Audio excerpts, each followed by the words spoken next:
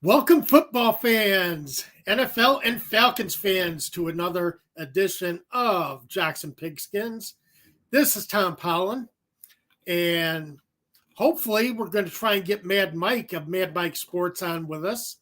But right now, you have me. Congratulations, everyone. And we'll be looking at some of the things that have come out of the Falcons minicamp over this past week. Now, you can't take a lot of minicamp at face value because we all know that when it comes to minicamp and the start of training camp, there are 32 teams that believe that they're Super Bowl contenders heading into the new season. So, we all know that, we get all the sunny side of the business heading into June for the next 6 weeks as we wait for training camp. Probably the only time of the year that the NFL is taking some time off. They haven't found a way to fill this 6 weeks yet, but give them a chance because I think they're fully capable of finding something to do in June that will create news and have everybody coming back to paying attention to the NFL, even though it's midsummer or beginning of summer. Anyway, as I say, welcome to the show and looking forward to talking with you over the next hour. Please send me your comments, questions, comments. Looking forward to talking with you over the next hour. Before we get going, we're going to take a little time to mention the show's sponsor, Prize Picks. If you deposit, they will match, let's put it this way, they will match up to $100 of your first deposit. So you deposit $100, they will match evenly to $100. And if you use the prize code ASU, then they will know where that sign up came from and we'll let them know that you support this show. And believe me, this show could use the support. But I'm just, kidding. But it'd be nice to have a bunch of people sign up and do some player props and prize picks. As I always say, it's kind of like fantasy football, all the fun of fantasy football, all the frustration of fantasy football. So in my Atlanta Falcons upcoming season prize picks look for you is wide receivers. And they have put in wide receiver total yards for the season. And the Falcons have two players on this list. Kyle Pitts, they have. Thanks, Pantera. Way to go. Kyle Pitts, they have as a receiver 725 and a half yards heading into 2023. So, if you think Kyle Pitts is coming back strong or if he's going to have problems, that's a good one to put some speculation on. They also have Drake London for 850 and a half yards. Now, probably because numbers seem a little low, but because we have Desmond Ridder as a first-year starter. He started the last 4 games last year, but this is the first time we're going to see Desmond Ridder at the controls from game 1, and I'm sure that Prize Picks has taken that into consideration, but sign up for the site, download the app, and as I say, use the promo code ASU, and they will be with you. And they will match up to $100 of your first deposit. So give it a look. And as I say, there are Falcons upcoming season player props for you to consider. Going into minicamp, we are done with minicamp, which, is, as I say, is a lot of speculation. And everybody's a Super Bowl contender. Everybody's feeling good about the team. Everybody's feeling good about the roster spots. Everybody's getting ready to come back strong. Anyone who's injured last year. So, but I do think the Falcons are coming out of minicamp stronger than they did last year. Oh, ho, ho. Here we go. We have the great one is here. All right. This is the No, I don't mean Mad Mike. I mean the great Tom. Okay, the great Tom Pollard, the DJ Pollard, the great one himself. Oh man, you're too good to me, Mike. Hey, you know I love you, brother. I know. Yeah, feel the same way back at you. So you know that. But yes, sir. Great to have you on.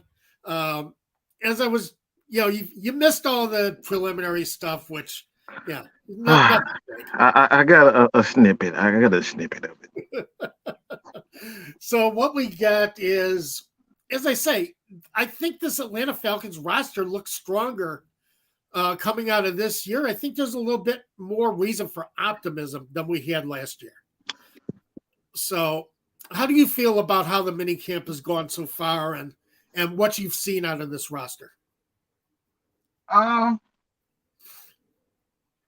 think there's two things that I think is very important in with the team. Confidence and chemistry. I'm seeing so much more confidence in just the entire team in each other. I think that's the thing. Arthur has done a wonderful job. He and Terry has done a wonderful job of bringing in guys that understand it. You know, you have to have the right mixture of personalities, and I think everybody's personality kind of it complements each other well. David Onyemata was asked, a question about the defensive line, and he immediately said, "This is Grady Jarrett's team." Calais Campbell has just done a wonderful job coming in and being that veteran voice. Yes, exactly. And he's like, you can tell when everything is written, and it just feels like it just feels fake, and everything that Calais is saying is just it just seems right. So I think just based on that, along with the roster, the backfield, the relationship with CP and Bijan Robinson, it's like, man, everything's just like everybody's just ready to teach each other, and I love the chemistry that these guys have. Yeah, so do I. That's why I say I think it's a better fit than they had last year coming out of training camp. Mm-hmm. I agree, Calais Campbell, and I've said it all along that this is a guy who may not give you the sack numbers, but he's a veteran presence. He's a guy that people gravitate to and look at, and he's your leader. And the Falcons have been, and this is nothing against Grady Jarrett, but the Falcons needed another veteran presence, and Campbell's going to be a good one. I like him coming in. You mentioned the running back room, which is crowded as heck, but I think Arthur Smith likes that though. Oh yeah, and I know you had a couple of videos this week about Bijan Robinson serving as more of an end-around guy, more of a slot receiver, different routes that he's possibly going to run. And I like what you had to say. So you want to review that really quick and insight. Just going back and watching film and tape of Arthur Smith's offense with Tennessee, I think the things that I've seen, and we've seen instances where we know that Derrick Henry is the center of attention as far as that offense is concerned. He's used him in wildcat formations.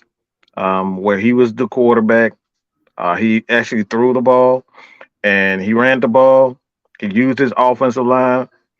Um, and we've seen the Atlanta Falcons use those same type of formations as well. So you have a weapon like Bijan Robinson who can split out wide. You can split him out wide. You can um, put him at wide receiver. I think Arthur's going to do a lot of unconventional things, and it's kind of remind me how the Chicago Bears. And I cannot believe I just said that to myself. Um, but it reminds me how the Chicago Bears are using Justin Fields. They line him up at running back. They put him at tight end so you can do some unique things with him. And I feel as though that this is how the Atlanta Falcons are going to utilize CP, Cordero Patterson, as well as Bijan Robinson. Just they're going to use. It's going to be a lot of unique things, man. I agree. And it's great that they're going to have that kind of versatility. Mm-hmm. And it's amazing because everybody talks about the running backs being undervalued or devalued, especially now that we've seen Dalvin Cook be let go by the Vikings, and nobody feels like the running back is a valued position anymore. I would disagree with that. I felt for a while I think the running back position is making a comeback in the NFL. Oh, for sure. Oh, for sure. I totally agree. So that's why that's why I think Dalvin Cook is going to land on his feet and is going to be a impact presence for someone, and why I think the Falcons are set up to go for 2023. You look at Derrick Henry. I think the reason why Ryan Tannehill looked as good as he did once he went to the Titans is that he don't say that too loud to Falcons fans. Don't say that too loud to Falcons fans. Don't say that. They believe Ryan Tannehill was the reason why they was. That's a whole nother conversation. Yeah, but I think Derrick Henry made that offense better because of the way that Smith used him. Mm-hmm. And you see, last year, Henry he has injury problems, and that offense had troubles. That offense wasn't as effective. So it's amazing what a good running back can do for your offense, and it just frustrates me. What do you think, Zozo? What do you think? You've been here all day so far. But she's been on the show ever since we started. You have to get it TV time, man. I know. I was on 2 meetings yesterday, and she had to get her time in on my meetings during work. So. Oh, got to make sure she's seen up. Yeah, you're a little ham. But yeah, I agree. Bijan Robinson is going to be a real wild card in this offense. And I like the thought of using him. Tony Wright is here. Tony, what's up, brother? So, doing good, Tony. Another thing that I don't know, until I was doing some reading this morning. This past week, I've been a little worried about Kyle Pitts. And I did some reading this morning, and now it seems like this is not uncommon for a grade 2 MCL tear, that this length of recovery is not unusual. So until this morning, I was worried about Kyle Pitts. And I was going to ask you if you were worried about Kyle Pitts. But I'm not so sure we need to be worried about him right now. What do you think? You think he's going to be ready? You think everybody's telling the truth by saying he's ready for training camp? Absolutely not. I don't think they're telling the truth. That's all media. That's a knee injury, and you never know how he's going to respond to it, as far as his mental is concerned, his confidence in himself. So I think he has to build confidence in it first. So I am worried about it. I don't think it's gonna, it's a career injury or anything like that. But that is room to, be concerned, because, like I said, that's he had to have surgery. Anytime you have to have surgery, it's serious to a certain degree. So it's like I am worried about it. So I'm thinking I wouldn't use Kyle Pitts until like week 4 or 5. That's just me. I Okay. think we have John Smith.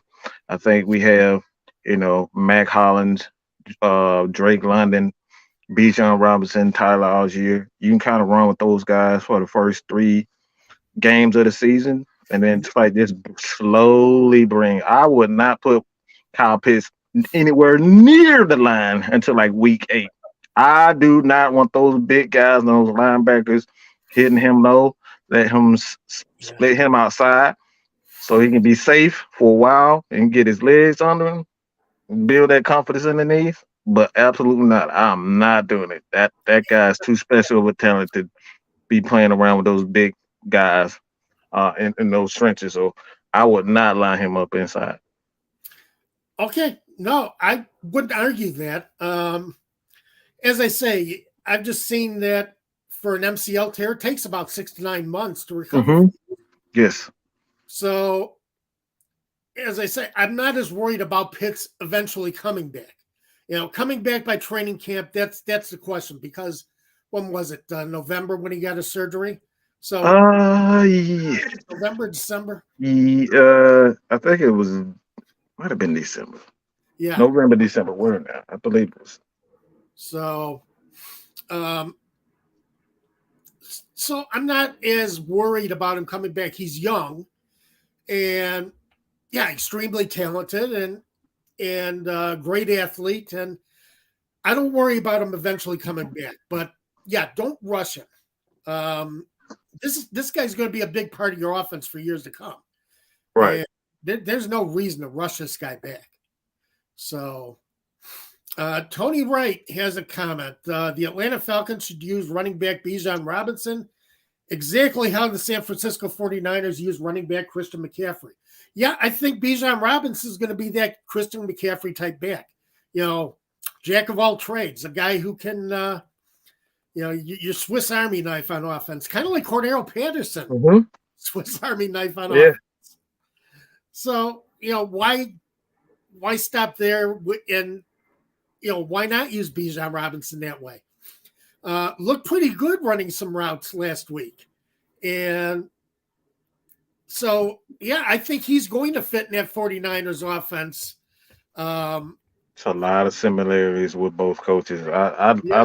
It's kind of weird because I tell people like the 49ers, Chiefs, and the Falcons, they use a lot of the same type of formations. They use a lot of tight ends. They use a lot of big sets now. A lot of running backs. The running backs split out wide. 49ers kind of use Debo Samuel the way CP. And it's a lot of similarities. So I think, it's going to be a fun. The Falcons offense, I think a lot of people, they're so worried about Arthur, quote unquote, being the conservative no. play caller. But it's funny because this is exactly what Kyle Shanahan's been doing forever. But no one says he's conservative. So it's hilarious to me. Yeah. He runs the ball 40, 50 times a game, but nobody say Kyle Shanahan is conservative. It's like, no. It works. Yeah, it works. And I just like the fact that you're going to get a chance to put Bijan Robinson in a place where, you can give him some space. Not just between the tackles. Give him some space. Yeah. Give him a step. And give him a step, and you never know what's going to happen with that offense. So, I love the way that goes. And speaking of Cordero Patterson, I was looking at he's looking to get back more into that role next year of being more of the Swiss Army knife, not taking as many snaps at running back and being more of that variable that you have to account for in defense. Somebody, you got to figure out where Robinson is and make sure he's covered. Mm-hmm. So 2021, I read that he had 294 snaps at running back, 178 in other spots. 2022 took 304 snaps at running back. Too many. Yes. So, I want to see him back more in the passing game. Again, another guy who is strong enough to run between the tackles and did some of that fairly well last year. But you give him space, you give him a step, Oh and yeah. just dangerous. And he still has a speed at 30 years old. Hmm. He's fast. Yes. That West Coast offense, it's perfect for him. You Yeah, give him a slant and you give him a drag route, he can take it to the house. Like right. that's what makes Cordero so. It's like it's funny that it took this many years, as long as it did for teams to find it. Like I Yeah, never understood that because he was used like that at Tennessee. So like I said, it's confusing. And now right. that you had him, you found the right spot for him. Um, I think this is the best offense for him. And, like honestly, I would like to see Cordero retire as a Falcon. I think he deserves as much. So do I. I think he's done a heck of a lot for this team since he came in. Since Hmm. the Bears were too stupid to keep him, uh, they're just uh, fools. he was a good player. I never understood why he let him go. He was a good player with the Bears, and Yeah, he really made a difference on that Bear the 2 years he was in Chicago. And right. I didn't get it. So, it's going to be great to see that. It's going to be great to see. We're not going to see anything in training camp Right. about how these guys are going to get used because, as we all know, nobody shows anything in training Yeah, I'm not worried about training camp. I just want everybody to get camp. out healthy. That's what I'm Yeah. focused. But week one, it's going to be interesting to see how this offense takes shape. Starting in week one and going from there. You get to open up against the Carolina Panthers and their rookie quarterback, and Hmm. and I can see this team getting off to a strong start. So the way it looks right now, you got, it's a little tough to start the season, but you got the Panthers, who I think are beatable. Yes. The Packers, I think, are beatable this year. Oh, Because for I'm, sure. I'm not sold on Jordan Love yet. Absolutely not. I've seen nothing in him to suggest that he's, above average quarterback. Nope, not yet. No way. So, we might actually, Dave and I have been talking the last 3 years about seeing this Falcons team get off to or actually having a record above 500 at some point during the season. Yeah, yeah, yeah. They keep falling short, but I think this year, I think it actually happens. Um, the main thing I like is that there are not as many what ifs right Yeah, now. yeah. Uh, Yeah, it's not as many. The only one that I can think of is really the linebacker position. yeah, Yeah, I think that's the main position. I think we're good at running back, receiver. Um, there's not a lot of big names as receivers no, besides London, but those are quality wide receivers. Mac Hollins, quality wide receiver. yes, yes, Um, Cordero, he's a quality receiver. If you give him a lot of snaps, give him the snaps at the position. He can get you 40, 50 catches a year. yeah.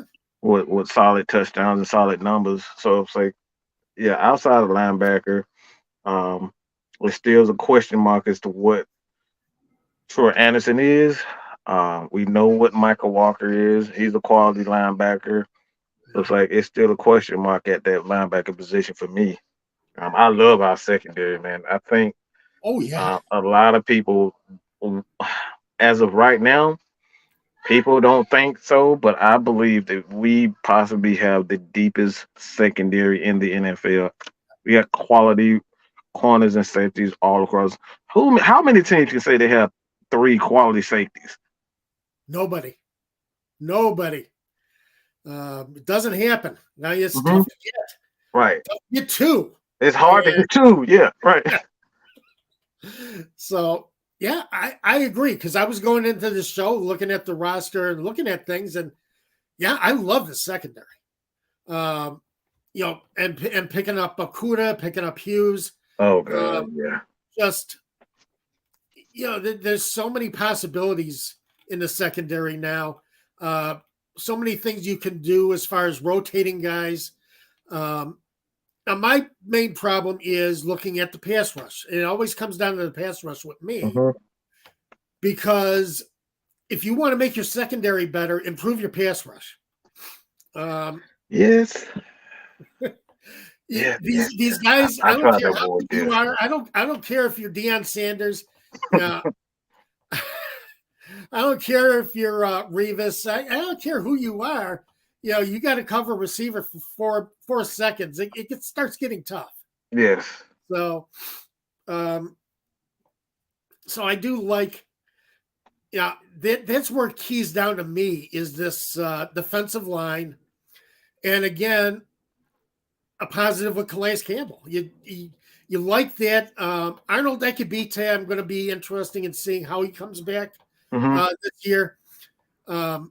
Apparently, he's committed himself to the season. He Yes. really wants to show he's a second-round pick. Yes. So I'm looking forward to seeing what he brings to the table this year. And it'll be interesting. The big change I've seen is just their defensive coordinator. You got to like what they've done, tightening up, behind Ryan Nielsen.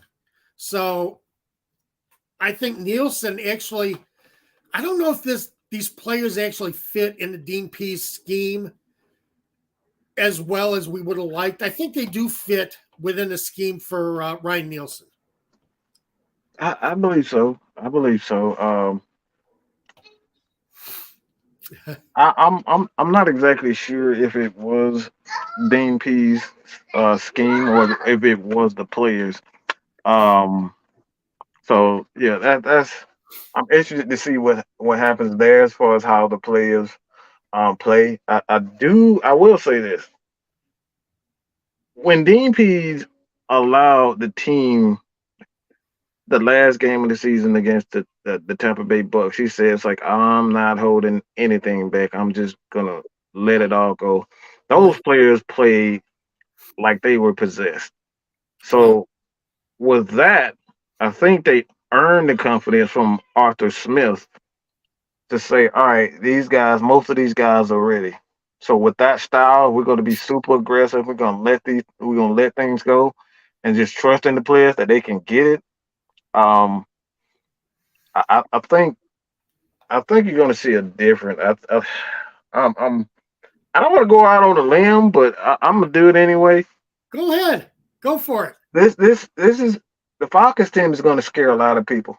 They're going to surprise and they're going to scare the living hell out of a lot of people. Yeah. The reason being, Grady, if you get anything from David Onyemata as far as a pass Yeah. rush concerned, the NFL is in trouble. Yeah. It's in trouble, and he He's the has wild card. Taquan Graham. He's the wild Yes. card at defensive line. Mm-hmm. If you Onyemata give is Grady that, if you get Grady some help and he can take a few snaps off, oh, you are in trouble. Do not. We have yet to be able to give Grady Jarrett snaps off.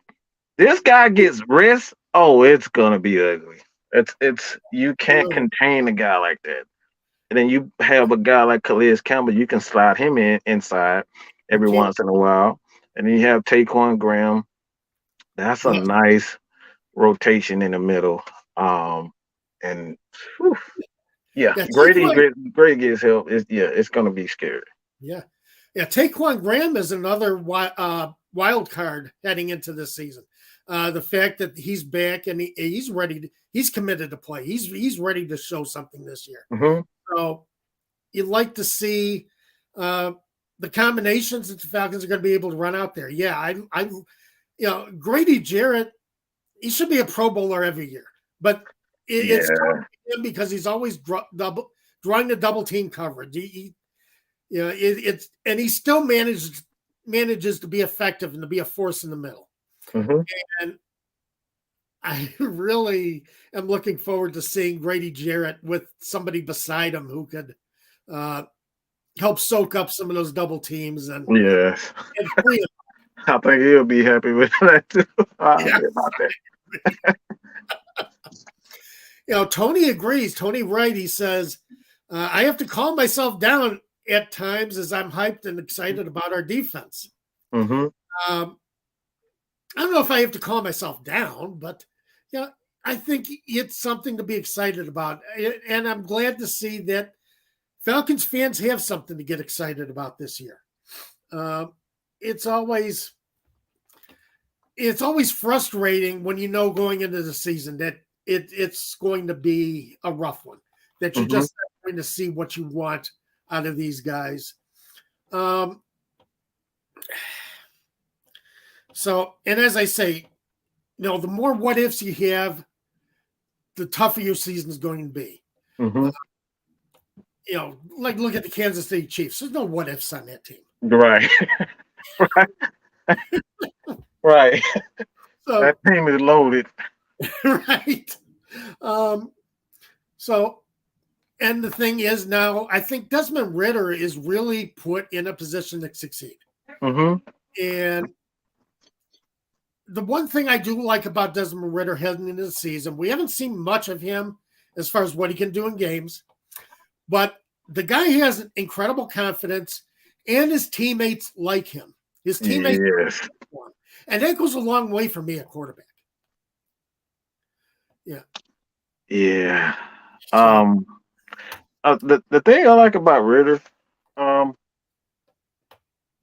a lot of people are focused on area of the offense as far as the big plays, the deep ball, but I think that comes in time with experience. yeah, Uh, a lot of young quarterbacks early in their career they kind of struggle with the timing aspect of throwing the deep ball and big plays.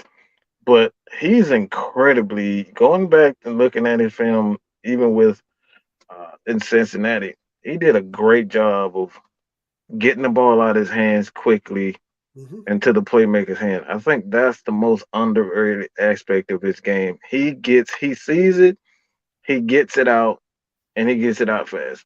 Right. And if you know anything about that West Coast offense, that's exactly the strength. Yeah, That's the strength of that offense. Get the right. ball out, get into the playmaker's hand, and let them make the plays with their legs. And I think that's one of the things because you go back and watch the game, quite a few games after the first game, he got off to a slow start with the, New Orleans because I think they Right. came out trying to throw be aggressive and throw deep ball. But the second, third, fourth game, he did a wonderful job of getting the ball out of his hand and just letting the players make plays. So I think that's what Arthur is going to focus on. You have three quality running backs. CP obviously is going to kind of take a step back, but yeah, I think Desmond is really going to shock a lot of people with Yeah. his mid to short range accuracy. Mm-hmm. Yeah, and you're right. As far as the West Coast offense, as far as the offense Arthur Smith likes to run, um, that's the big thing, and that's the problem with that was the problem with Marcus Mariota last year. Yeah, Mariota did not make decisions. He couldn't he make didn't. decisions fast. Yes. Uh, it looked like Mariota didn't have confidence in himself. A Yeah, throw that was was the there. main issue. I watched film of some games last year where the throw was there, but Yes. he was a beat or two late getting rid of the ball, and that's going to be a huge difference as it is with Ridder. Yeah, you got to have confidence enough to get rid of the ball. You Hmm. got to have confidence in your players to make those plays, and I think the Falcons put enough around him to have that kind of confidence. I It's like. all about confidence. It's all about confidence with Yeah, quarterbacks. A lot of quarterbacks have the arm talent. They have the talent. And Marcus Mariota, he definitely had the talent. I think we all saw that he had the talent. But the thing that frustrated me, and I know my guys, they know this for sure because we have a chat and we like to yeah, talk during the game. One of the things that I constantly scream, let the ball go. yes, What are you doing? Why are you holding? The guy's open. yes. Guys were open. Our receivers, they weren't the best, but a lot of times they were open and he wouldn't let it fly. But the thing with Mariota was always, you got somebody open, and he looked somewhere else for a Yeah. second, Oh my goodness. just Yes. in case. And by the time he went back to the receiver, he was covered. Hmm. Yeah. Yeah, I go back to a play I saw, and it kind of sums up everything about Mariota to me. Mm-hmm. Was Kyle Pitts, and I forget the game, but he Oh goodness. curled just inside the goal line, and any quarterback would have just cut loose right there. Mm-hmm. You throw a strike. Two defensive backs are in the back of the end zone. They're not close to Pitts. Mariota looked away. Yeah. Went back to Pitts. And by that time, Pitts is covered. You lost a sure touchdown there because, as I say, Pitts saw the defensive backs and made his curl, made his route. Mm-hmm. And it really was frustrating. But he did that a lot. So, that's the thing I think we're going to see more of. And I agree, it's going to be more of this season that we're going to see faster decisions. Ridder not questioning his decisions. Right. Going out just because you have the playmakers. Mm-hmm. There are playmakers all over this field now. It's really, I'm still disappointed that the Falcons did not take a defensive lineman in the first round. I will always be disappointed by that. But Bijan Robinson is a special player too. Yeah, I think that's what it came down. I think for the Falcons, I think it came down to whether or not they wanted to deal with the off the field issues with Jalen Carter, and Yeah. I think the best fit for him at that point it was with it's looking back at it now, the best fit is with Philadelphia because they have a lot of his teammates and they can kind of help him, stay on the right path. So that's the right decision. I was definitely upset. But like looking back at it and how the Atlanta Falcons defense is currently constructed, they have guys on the line that are young enough, and Arthur kind of alluded to the fact that he didn't want to wait for the young guys to kind of get it. He essentially wanted to win now. He wanted those guys to get after it now. And you have Falcons are one of the younger teams in the NFL as far as the roster is concerned. So they have players. D'Angelo Malone is another guy that have to keep a really close eye on because he reminds me of a Leonard Floyd. Doesn't have the necessarily the body structure to be a consistent defensive end, but he has athleticism and he has that closing speed and he has talent that you can work with. So he's a guy that I'm focused on. Ogum Deji, uh he's more of a run, he's more of a physical Yeah. outside line. He reminds me of uh I'm about to say a name Falcons probably don't remember, but Lester Archambault, he's more of a guy that's just he uses physicality. He's more of a run stuffer, Yeah. and he's more physical than he is athletic. So Mhm. you put him in position where he can stop the run. He can work on his pass rushing. You can work on putting him in position where he can succeed. So I think the Falcons are in position with their young guys. And the unique thing about our linebackers also, these guys are versatile. Michael Walker has the ability to be an edge and he can play inside. And that's the same goes for Anderson. He's a big guy, 6'4", 255 pounds, and you can put him on the edge. So the Falcons have a weird defense, a weird roster, and these guys have the ability to do to fit in multiple positions. So it's like it's gonna be exciting for me how they use these guys. Yeah. Yeah, I agree. And being a young roster, it gets exciting because you want to see what these guys can do now. Uh, I think now in third year, Fontenot and Smith have built the roster that they want, Mm-hmm. that they feel comfortable with. So it's going to be interesting to see how this develops.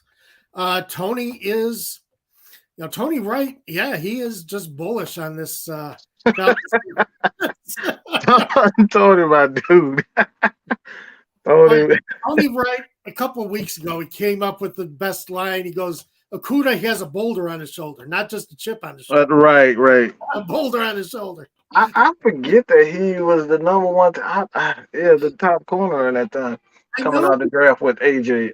I forget Uh, that. yeah, he was.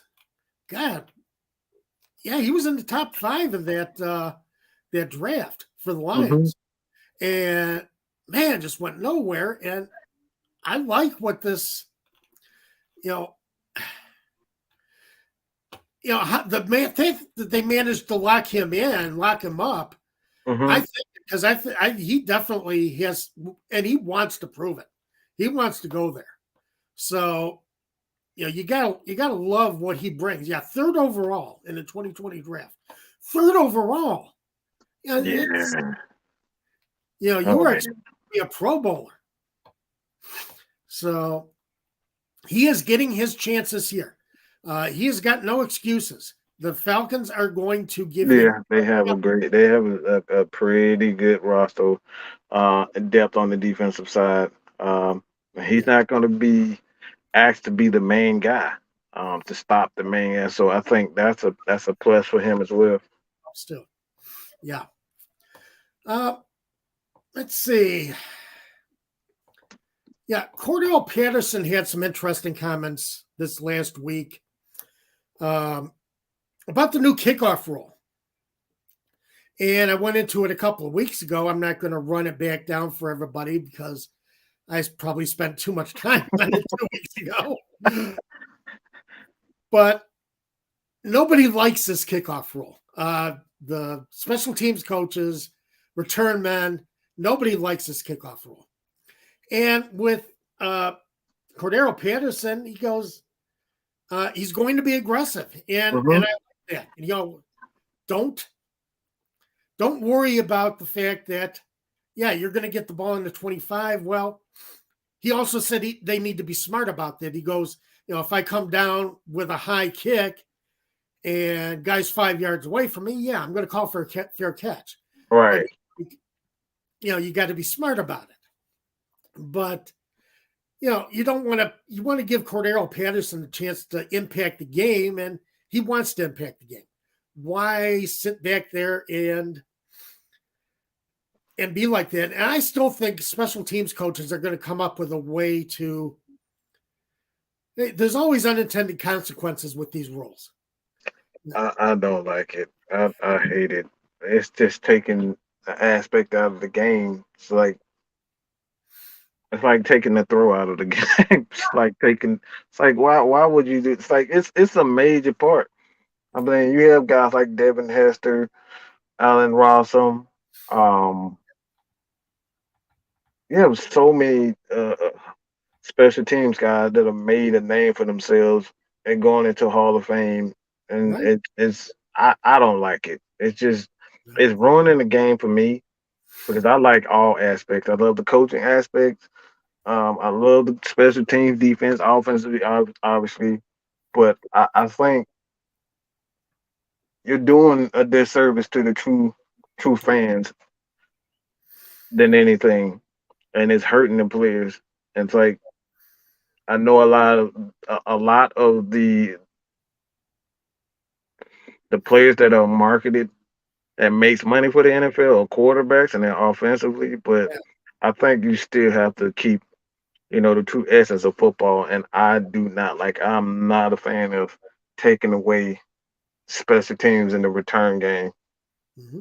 Things happen in life, especially as far as the concussions. No one wants to see the issue that happened last year with Demar.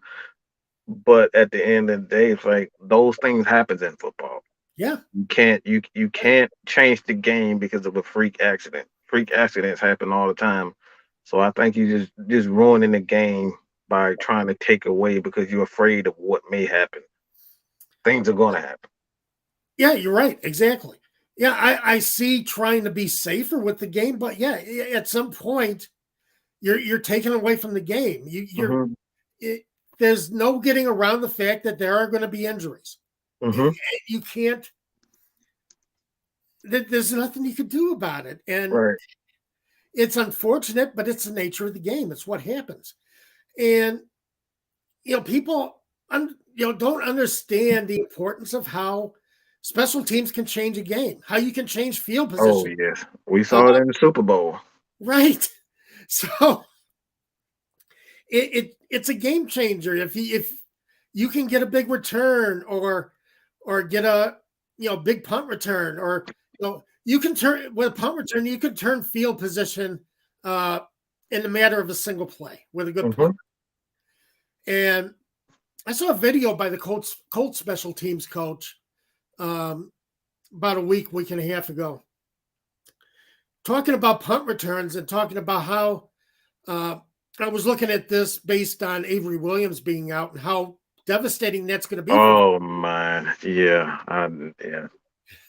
But that it's important. The best thing you want to get out of return man is that extra first down. Get that 10 yards and get that extra first down. Mm-hmm. It's a first down your offense doesn't have to get. And I never really thought of it that way before, but it's true. And it's amazing how you think about that. As far as the importance of return man. Mm-hmm. So, but Williams averaged 16.2 yards per return last year. And Yes. didn't have a lot of returns, but double-digit yards. That's tough. Mm-hmm. That is incredibly tough for a return man. And that's why I say, and with a kickoff return, you can change the momentum of game. And you're taking out, it is a dangerous play, but it's one of the most exciting plays too. Because Oh, absolutely. a guy gets loose and everybody starts standing up, everybody's paying attention, everybody's excited. You can't take that out of the game. So I think a lot of special teams coordinators, a lot of special teams, a lot of kick returners, they're going to be aggressive this year anyway. It doesn't matter. They don't care. Right. I don't. At Because the some benefit point, is you may not get back to the 25 every time, right. but you lose out on that opportunity to make a play. Mm-hmm. Right. And that's what you're losing out of this. You may not get it to. You may not see them be aggressive early in the game, but late in the game, I think the midway point, second, third quarter, I Right. think teams are going to be, they're going to be a bit more aggressive. Yeah. And there are guys who still take the ball out. Late in the games, there are guys who still take the ball out from 5 yards back and hit. Right. Right. The CP is one of those guys. Yeah, CP definitely. Oh, he will definitely take his chances. Mm-hmm. And as I love seeing it because he can do special things with the football. Mm-hmm. Oh, absolutely. What do you think about the roster changes this past week? The Falcons cut 3 guys. Receiver Justin Marshall, who I thought was going to be an interesting prospect for the Falcons this year, probably would have ended up on the practice squad. Played for the University of Buffalo and had a decent season last year. Mm-hmm. But signed Chris Blair out of the XFL. Mm-hmm. And I was looking at Blair's stats. He was 4th in the XFL as far as receiving yards. Mm-hmm. Incredible as far as yards per catch. 23.3 yards per catch out of this. Yes, I have an odd feeling about Chris. For whatever reason, I think the Falcons may have found something. I have no reason to believe that, other than just because the Falcons don't give away contracts. That's one of the things. They just don't give away contracts to guys. They could have just kept him, as a practice squad, not a practice squad, but a guy that can compete for the team. But they didn't do that. They signed him to a contract. Yeah. And I think that's the thing that you should focus on, because that goes into the money as far as the salary cap is concerned. So Yeah. it's like they took a chance with that. So um, I like if I'm Frank Darby, you better get your stuff together because Better, this yeah, guy like he shows he has ability. He's another one of those guys that has lined up at quarterback. He has experience at quarterback, believe it or not, and you can kind of use him in different ways and what. So, man, yeah. I like Darby's Chris. clinging to the end of that roster. He's going to have to. He's going to have to compete for that He's spot. going to have to compete for sure. That's for sure. He's definitely going to compete. Not saying it's a lock, but if he shows that he can at least be consistent and show something outside of being a receiver as far as special teams, man, that's a lot of players because that kid is fast, man. That kid Yeah. is fast. He's a burner and he has an NFL body. That's another Yes. thing. Exactly. 6 foot 3 inches.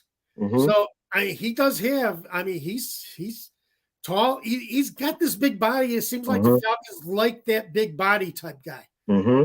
that big catch radius. So it's going to be interesting to see coming up in training camp how this translates. But kind of exciting. So, kicker Matthew Trickett. Why would you sign a kicker to a 3 year contract? Now, guaranteed. I mean, yeah, none of it's guaranteed, but you're still signing him to a 3 year contract. Why are you trying to lock in a kicker when you just gave Young Wei Koo a 5 year extension not too long ago? I think it's. And one of the best kickers in the league. I think. See, Matthew Trickett is a guy. He has experience punting as well. So I don't think it's so Uh, much Young Wei Koo. It's more Bradley Pinion.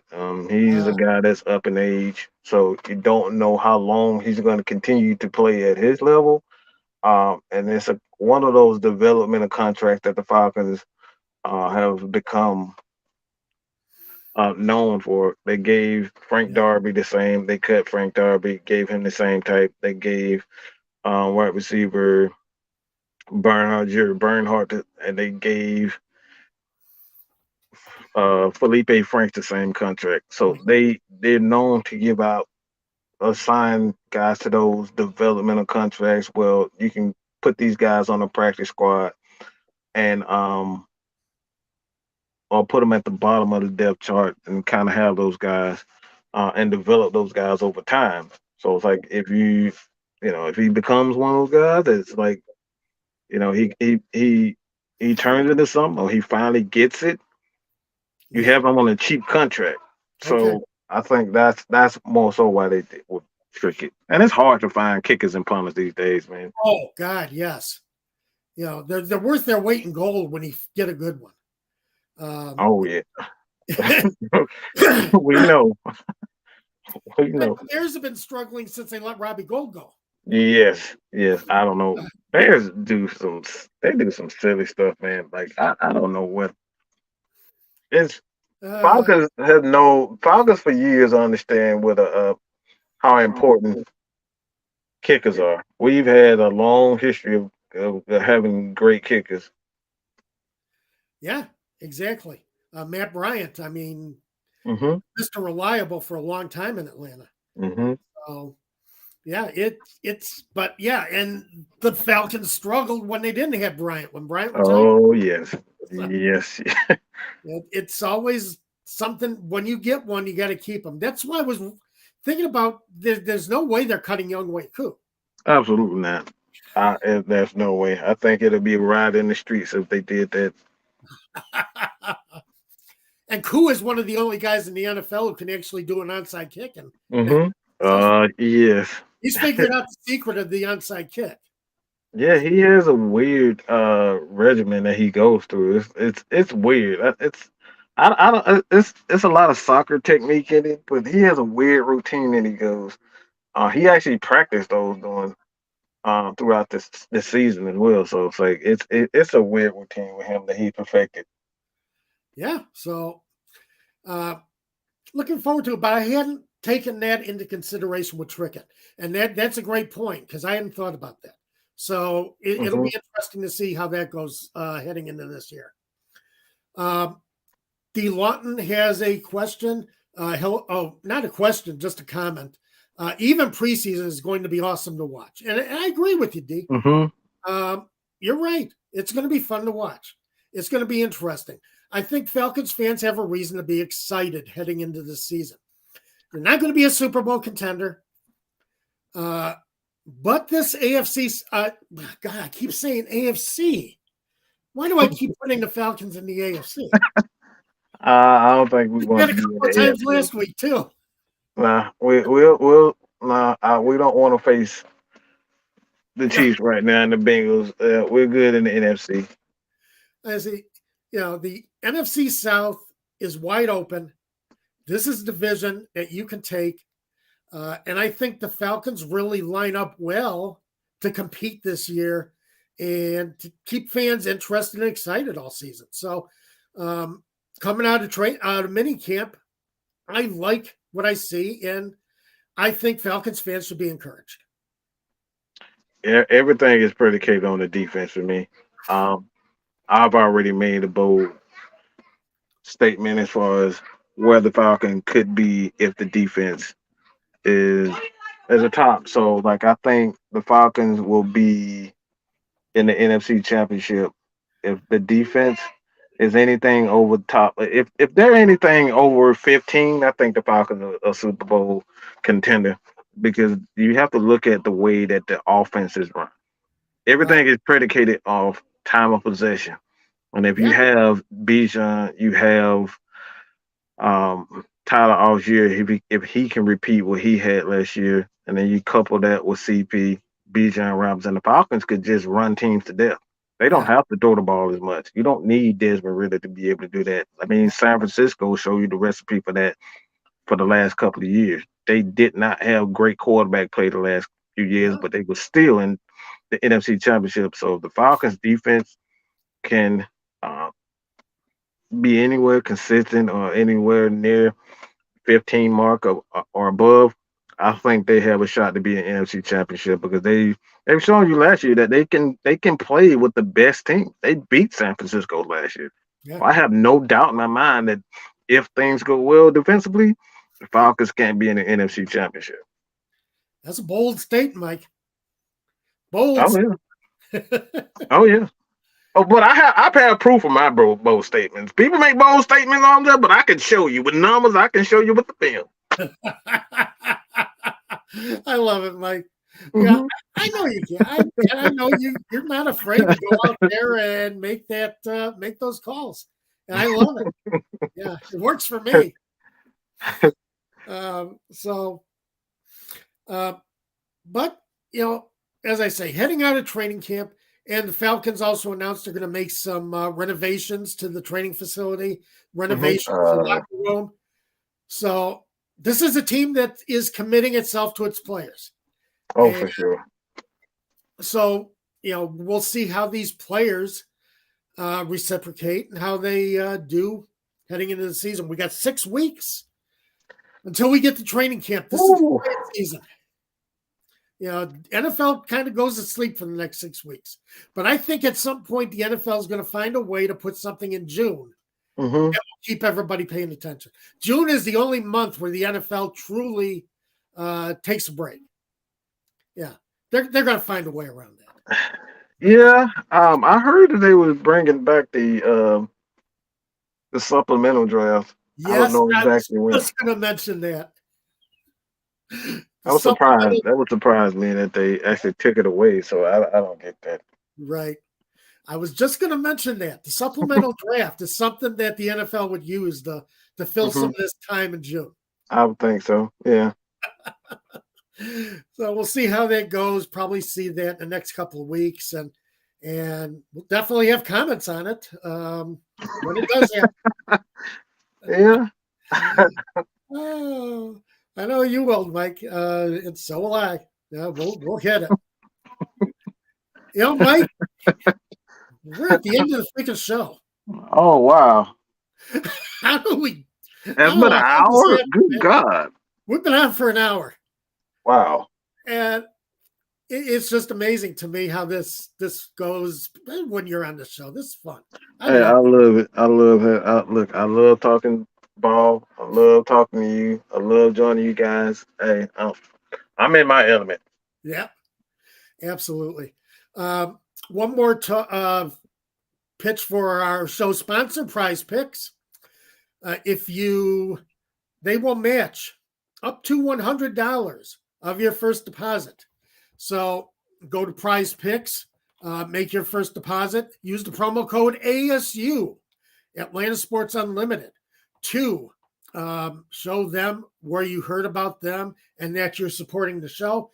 And as I say, this season, they do have their NFL futures player props up.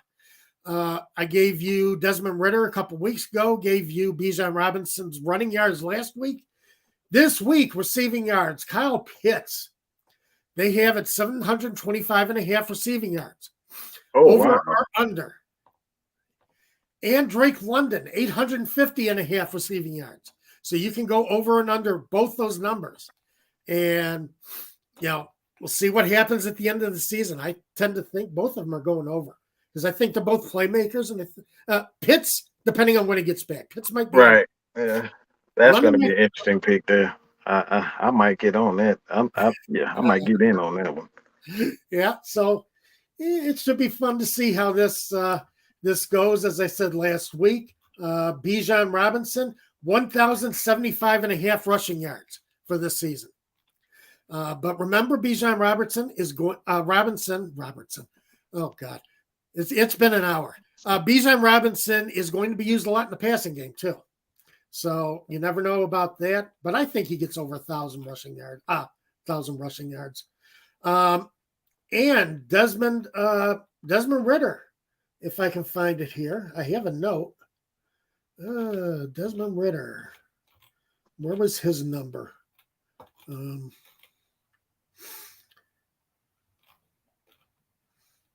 Yeah, I can't find it. Well, go to Prize Picks and look for it. He's on the site. It's on there somewhere. He is on the site.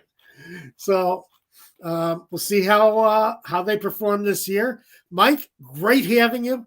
I love having you on the show. I love being here, man. Appreciate it. For everybody who hung with the show today, as I say, Dave Holcomb is out for a little while longer. He's still getting used to his fatherhood thing. And yeah. These 2 a.m. bottles and 3 a.m. diaper changes. It takes a little while to get past. So, Dave is not sleeping as well these days. But I'm sure you're having a lot of fun with that. But we love you, Dave. Look forward to having you back soon. And as I said, Mad Mike, it's a great show still, and I love doing it, and looking forward to and appreciate everyone being with us this week. Mm-hmm. And we will talk to you soon. Everybody have a great week.